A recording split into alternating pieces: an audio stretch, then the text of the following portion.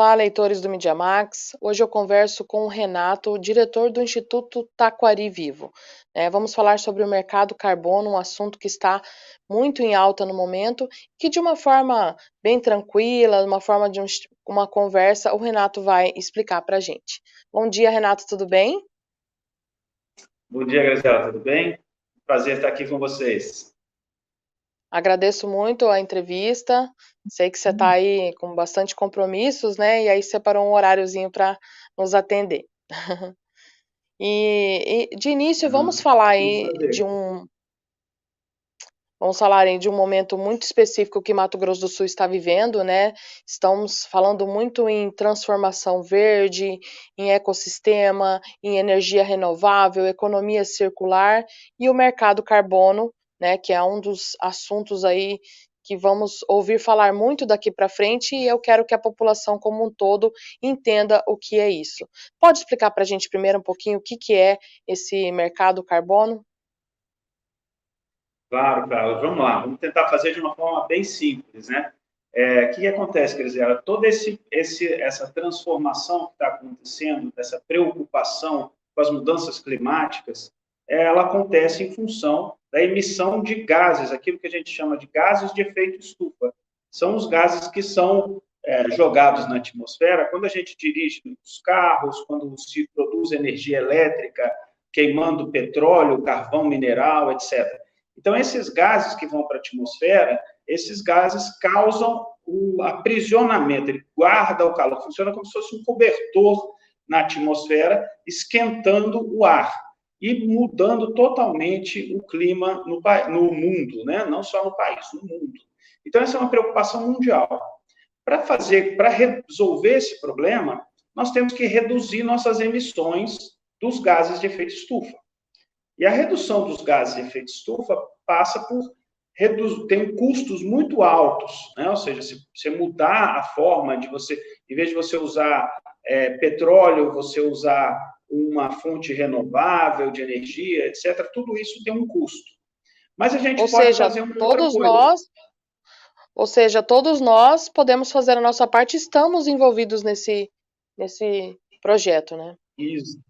Exatamente. Isso o combate, né, à mudança climática global, ao aquecimento global, é uma coisa de todos nós. Cada cidadão tem que fazer a sua parte, né?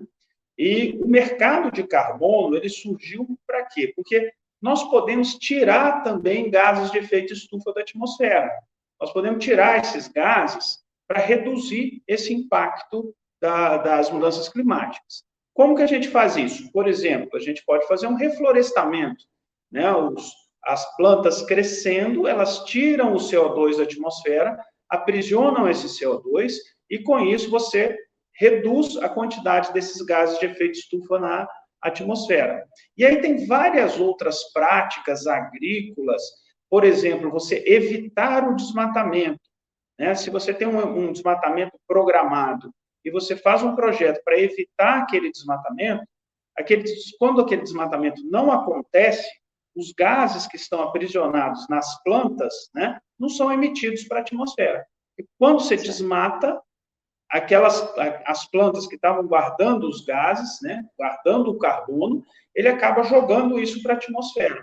Então, assim, são vários mecanismos. E aí surgiu o chamado crédito de carbono. O que é esse crédito de carbono? É o seguinte, eu faço projetos em que ou eu deixo de emitir esse carbono, ou eu tiro ele da atmosfera, então são dois mecanismos, e aí o que acontece? Eu gero créditos. É como se fosse ele é medido em toneladas de carbono. Então é um crédito. E eu posso vender esse crédito para uma indústria, para uma empresa que quer neutralizar as suas emissões.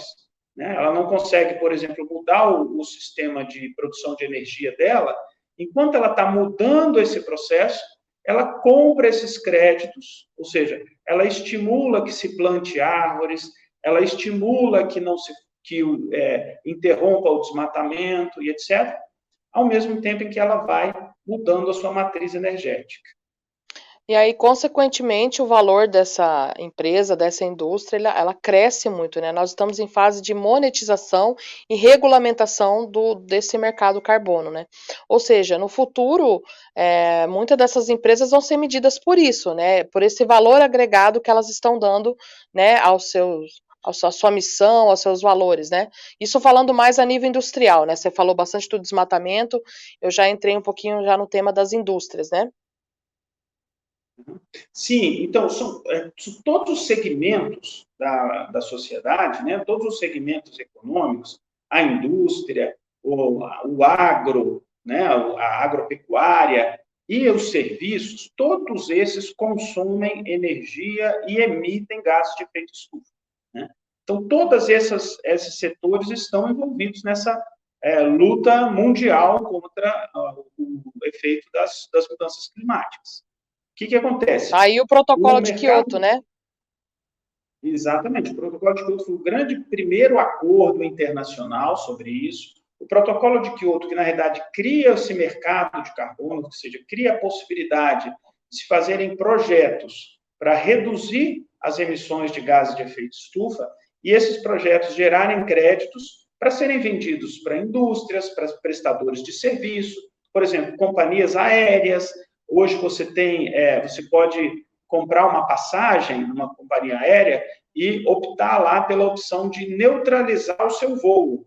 Então, o que acontece? Essas empresas, elas compram créditos de carbono de projetos e quando você vai lá e neutraliza o seu voo, ela envia recursos para esse projeto que vai plantar árvores ou vai proteger um fragmento de floresta na Amazônia, né? Então, o mercado de carbono acabou sendo um canal para que eu, como consumidor, eu possa tomar escolhas, por exemplo, escolher aquelas empresas que são mais verdes, assumir a responsabilidade das emissões que eu causo num voo ou mesmo no aluguel de um carro. Então, tem empresas locadoras também que já têm esse sistema.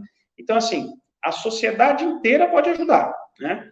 Como? Porque, no final das contas, quem vai tomar essa decisão é o consumidor. Somos nós, cada um de nós, nos nossos hábitos, nas nossas decisões diárias. Então, se eu tenho uma empresa que neutraliza suas emissões, e eu, como consumidor, prefiro os produtos dessa empresa, né, eu estou estimulando que todo esse mecanismo funcione e estou estimulando que as mudanças climáticas sejam combatidas, né? Então, é um mecanismo que começa nos meus hábitos, nas minhas decisões diárias e vai acabar lá na floresta amazônica, protegendo árvores ou nas beiras dos rios, plantando novas árvores para recomposição de áreas degradadas. E falando em valores, né, obviamente que a gente soube que, com o assunto em voga, o crédito carbono foi aumentando o valor.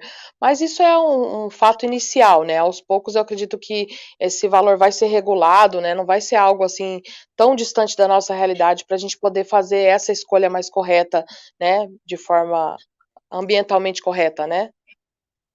Exato. Então, os créditos de carbono ainda, embora eles tenham crescido o valor, eles ainda estão muito aquém, né? Eles estão muito baratos ainda no Brasil, né?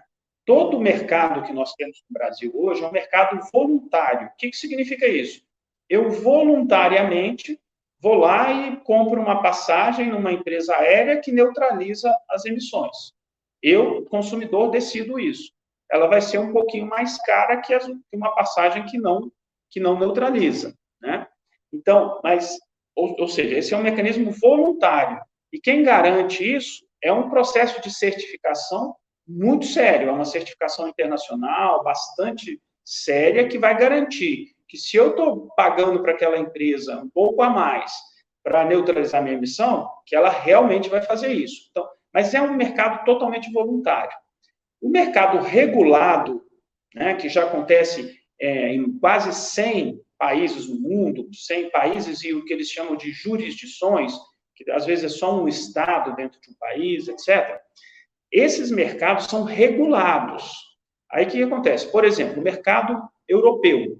No mercado europeu, há uma indústria qualquer coisa, vamos dizer, uma indústria de aço, ela tem um limite de emissão. Então, aí é definido setorialmente pelo governo. O governo fala, você pode emitir até tanto por tonelada de aço produzido. E ela vai ter que ou reduzir as suas emissões, ou então comprar créditos no mercado para compensar as suas emissões. Esse é um mercado chamado de teto e comércio, né? Ou seja, eles têm um teto de emissão e podem comercializar crédito de carbono para ficar dentro desse teto. Senão, eles vão ter penalidades, vão ter, enfim. Então, esse é um mercado regulado, em que o Estado ou a jurisdição, ele coloca tetos para que as empresas sigam. Nós não temos esse mercado ainda no Brasil e ele está em discussão. Por que eu estou falando tudo isso para você? Sim, eu ia falar o preço... Desculpa. Sim, pois não. Eu ia citar que Mato Grosso do Sul, inclusive, nesse mercado está um pouco pioneiro, né? Até por interferência da ministra da ex-ministra Tereza Cristina e também pelo atual ministério, né? Que é o Ministério da Descarbonização, né? Então, assim, tem toda uma influência e Mato Grosso do Sul entra com muito pioneirismo nisso também, né? Sim, sim. São duas coisas, né? Então, como eu ia dizendo, o mercado regulado e o mercado voluntário, eles são mercados diferentes. O mercado voluntário ainda paga menos pelo carbono. O crédito de carbono é baixo, tem um valor baixo nesse mercado. O mercado regulado tem valores maiores. O mercado europeu tem valores bem maiores do que o voluntário, né? Agora, o Brasil, ele tem uma posição muito estratégica toda essa história, e o Ministério da Agricultura, assim como todas as outras áreas da federação hoje, estão muito alinhadas com políticas de descarbonização da economia. O último Plano Safra, por exemplo, todas as linhas de crédito do Plano Safra, elas têm possibilidade de reduzir a taxa de juros, desde que você utilize as chamadas tecnologias ABC, que são tecnologias de agricultura de baixo carbono. Então, assim, as políticas públicas estão todas se atrelando. Mato Grosso do Sul é pioneiro, porque Mato Grosso do Sul começou lá em 2016 com essa discussão, quando foi lançado o Estado Carbono Neutro, né? E essas políticas vêm... Por que acontece isso? Isso não é uma ação isolada ou outra. Isso são várias políticas públicas que vão sendo integradas para que o Estado vá, ao longo do tempo, alcançando esse objetivo de neutralidade. Mato Grosso do Sul foi pioneiro nisso e vem fazendo isso de forma bastante intensiva. Né? O que é de forma intensiva? Vem inserindo dentro de todas as suas políticas públicas a descarbonização da economia como uma estratégia. Né? E aí, como um todo, aonde que entra o Instituto Taquari e qual é o projeto que vocês estão desenvolvendo nesse momento? Nós temos dois projetos importantes em andamento que comunicam com a mudança climática e com a busca da redução das emissões, né? Um é um projeto no Pantanal, em que nós estamos dando apoio a um desenvolvedor que é a Biofílica e um grupo de produtores pantaneiros para um projeto de redução de emissão por desmatamento evitado. Como é que funciona isso? O produtor rural do Pantanal, que tem excedentes de reserva legal, ou seja, são áreas que ele poderia desmatar dentro da legislação atual, ele abre mão de desmatar essa área por 30 anos, o projeto tem um período de 30 anos, e ele passa a receber créditos por não desmatar essa área durante os próximos 30 anos. Ou seja, ele abre mão do direito dele de desmatar dentro da legislação atual, e com isso ele passa a receber para preservar as florestas dentro do Pantanal, as florestas e os cerrados dentro do Pantanal. Tá? Então, esse é um dos projetos. O outro projeto que a gente faz, aí bem especificamente na bacia do Alto Taquari, é a restauração de áreas de APP, reservas legais, onde o carbono ele é absorvido nessas árvores, e aí sim nós vamos tirar esse carbono da atmosfera, né? Mas isso é uma parte integrante do nosso projeto, que é de restauração da bacia, que envolve também práticas de conservação do solo, recuperação daquelas grandes erosões, das mossorocas, que são um problema sério daquela região que é muito sensível, né, de solos muito sensíveis. Então, faz parte de um conjunto de ações para o desenvolvimento sustentável da bacia do Alto Taquari.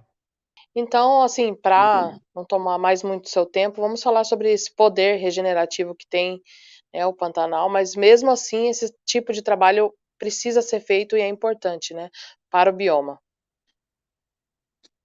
Sem dúvida, né? São duas coisas, né, Graziela? A primeira coisa é que, assim, nós precisamos ter alternativas de exploração do meio ambiente que são diferentes das tradicionais. Qual é a forma tradicional de se utilizar os recursos ambientais, né? Você chega num cerrado, numa mata, etc., derruba aquela mata e coloca culturas, pastagens, culturas, etc. A tentativa é que a gente evite que essas matas sejam desmatadas, o que nós temos remanescente ainda, né? Ou seja, que fique mais interessante para o proprietário daquela área, ele, em vez de derrubar a mata e colocar uma pastagem no Pantanal, por exemplo, que ele faça a proteção dessa mata e preste serviços ambientais para a sociedade. Qual serviço ambiental é esse? Ele está preservando a biodiversidade, a água, o carbono, tudo isso naquela mata que ele está cuidando para a sociedade.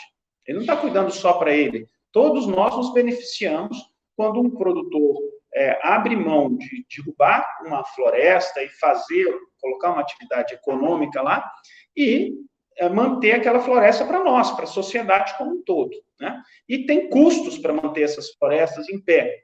Então, o mercado de carbono ele cria um fluxo de recursos para poder remunerar o produtor de forma que ele mantenha essa floresta em pé e tenha viabilidade econômica para que manter essas florestas em pé. Então, esse é o primeiro ponto, é uma alternativa ao sistema tradicional de exploração, né? O segundo ponto são áreas que chegaram, que pelo processo de ocupação, nós estamos falando de processos de ocupação que aconteceram há 40 anos, 50 anos, há 30 anos atrás, e que não se tinha ainda um conhecimento tão grande sobre a importância da preservação de algumas áreas, etc. Então, o desmatamento foi excessivo. Então, algumas áreas precisam ser regeneradas para que o processo de toda a dinâmica da paisagem funcione, né? Ou seja, você precisa recuperar parte das áreas de reserva legal, os entornos dos rios, para proteger os mananciais, as nascentes, a proteção de nascentes, etc. Então, o plantio de árvores, etc., pode ser extremamente interessante. Pode não, é extremamente interessante para isso. E aí o crédito de carbono também ajuda nesse processo, porque ele traz um fluxo de recurso para que os proprietários possam fazer isso, né? Certo. E para a gente finalizar, eu acredito que vocês estejam também com projetos e trabalhos voltados a aproximar o Instituto Taquari da população, né? Temos aqui agora um canal de divulgação, né? A gente está falando sobre o projeto, mas eu acredito que nos próximos meses, até anos, a gente vai ouvir falar muito sobre o Instituto, né? De que forma que vocês, para finalizar aí, estão trabalhando para trabalhar esse assunto, esclarecer e aproximar da população, né, a importância do projeto Taquari Vivo?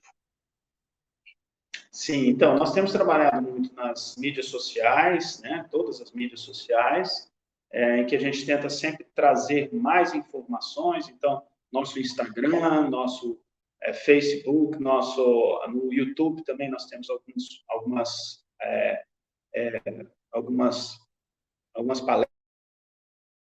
palestras e outras coisas. Nós temos feito também muitas ações no território, né, ou seja, lá no Alto Taquari, onde a gente envolve produtores, conversa com eles, faz o processo de transferência de tecnologias. Então, nós temos um processo de comunicação muito ativo junto com dois públicos, né? Nosso primeiro público são os próprios produtores, né, que vão adotar as tecnologias, que vão mudar as suas formas de produção, e a população como um todo, mostrando e esclarecendo a importância da mudança climática para as nossas vidas e a importância que tem a gente fazer ações, a gente ser atores nesse... Nós temos que ser atores nesse processo, né? Não adianta a gente ficar esperando que façam por nós. Nós temos que, sim, fazer parte desse processo de transformação, e essa mensagem a gente tenta transmitir sempre que possível. Certo, foi um grande prazer conversar com você, Renato. Parabéns aí pelo trabalho. Eu que agradeço, e nós estamos sempre à disposição, Graziela. Sempre que precisar, esse bate-papo está sempre aberto com vocês. Tchau, tchau. Obrigada.